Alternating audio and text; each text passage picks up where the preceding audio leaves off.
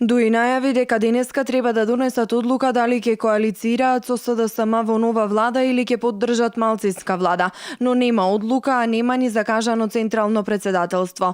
Портпаролот на Дуи Бујар Османи во петокот изјави дека доколку решат да поддржат малцинска влада, Заев ќе ги добие гласовите на нивните пратеници во собранието, но нема да учествуваат во извршната власт.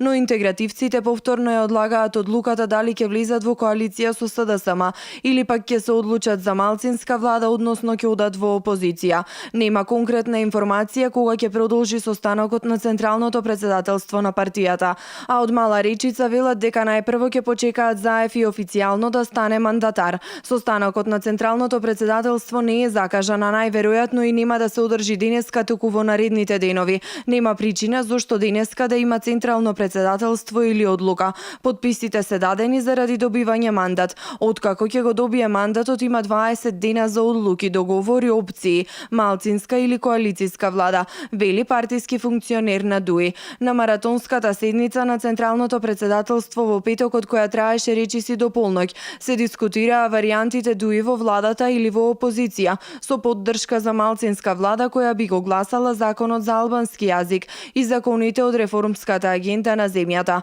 Освен Дуи, и Беса и Алијансата за албанците му ги дадоа подписите на Заев.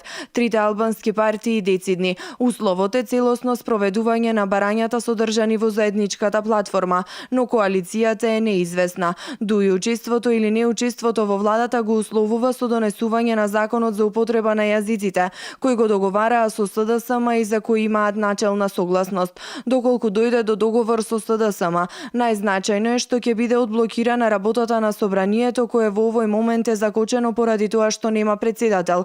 Прва работа на законодавниот дом би била избирање спикер кој ќе мора веднаш да ги распише локалните избори.